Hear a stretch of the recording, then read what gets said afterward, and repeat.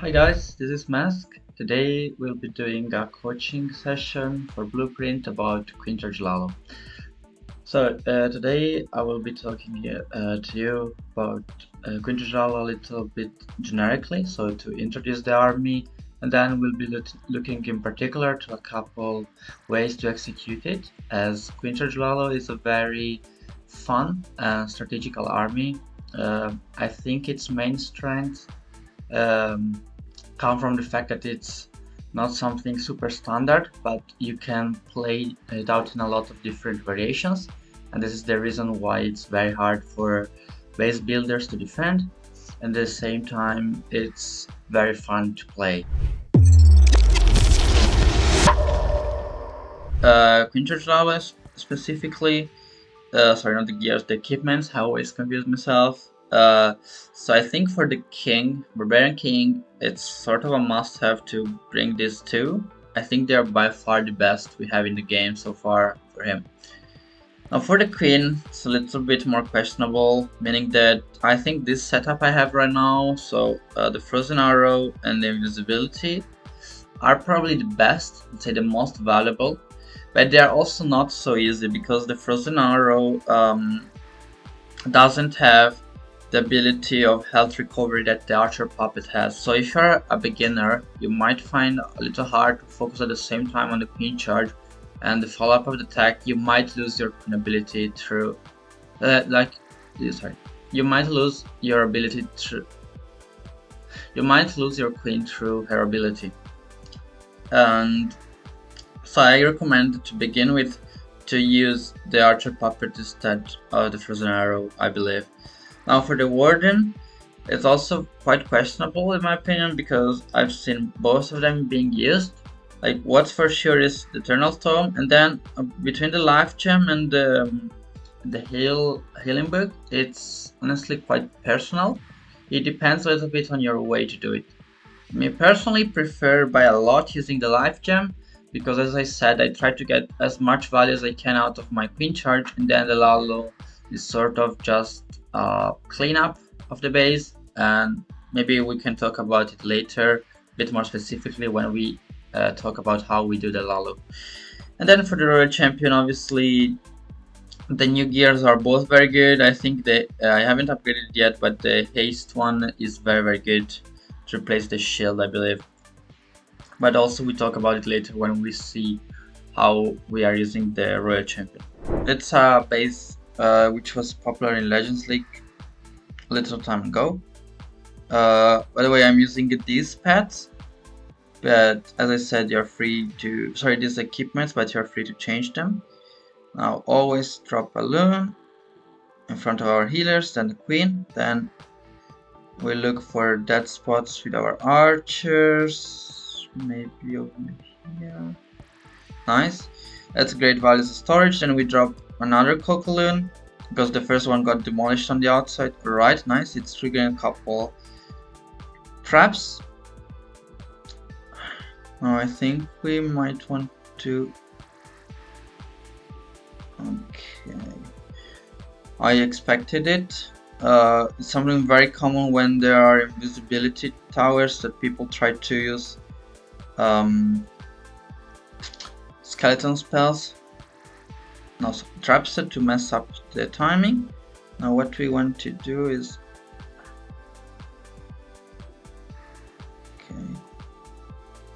okay, for example, now I have to be very careful not to use invisibility, otherwise the expo might retarget to my just a couple of to my flame flinger, couple barbs to check for Teslas. Okay, and now my queen is fine. This is the time where I would start the king. Let's rage her up once again. Break. Okay, break seems to be good. I have to be careful now. There might be a lot of DPS soon. Okay, let's try to ward break the king inside so that he can get some extra value with the queen. Then, yeah. Oh, I messed it up a little bit. Let's pop the king. Let's see if the queen. Okay, our queen will be dead soon. Now we open the flinger. Use the headhunter to take that out. Now it's not the end of the world, because the healers might switch to our royal champion. As you can see, I'm trying to clip all the headhunters, the lava hound, the royal champion all together, so that now we can just do this. Now let's freeze everything up. I have a war break, let's break them over there. Hopefully these balloons get their defense. Alright, seems fine. The royal champion is alive with the pet, and our king is still there tanking. You can just use the RC ability to finish it up quickly, and that's it. So there's an example of how to use Queen Charge Lalo with the flame flinger. As you saw, I used the queen to begin with to distract the X-boss so that I could create pathing for the flame flinger. It's the favorite usage I have of it. It's the one I like the most because it's releasing Yetis. Now if it was a ESL attack, I would probably not have had the Yetis, but I would have maybe thought about bringing some rocket launch to directly target the core, which was there. Now as you saw here, I messed up a little bit the timing with the invisibility, so I was forced to use the queen ability, otherwise she could have gotten a little more, but was still okay. Yeah, it's very important to get the big value out of the king. The king cleared completely this compartment and was still alive at the end, so the power is definitely not an issue with this attack as long as you don't do big mistakes. I would say the most important part is to deal properly with the clan castle. Is the one where usually the big troubles happen. Other than that, it's pretty easy to execute once you have a good plan. The hardest part is to identify a good plan, in my opinion, at the beginning, and once you manage to do so, you're good to go. You can play it out in different variations, I said, and you will have fun. Just to be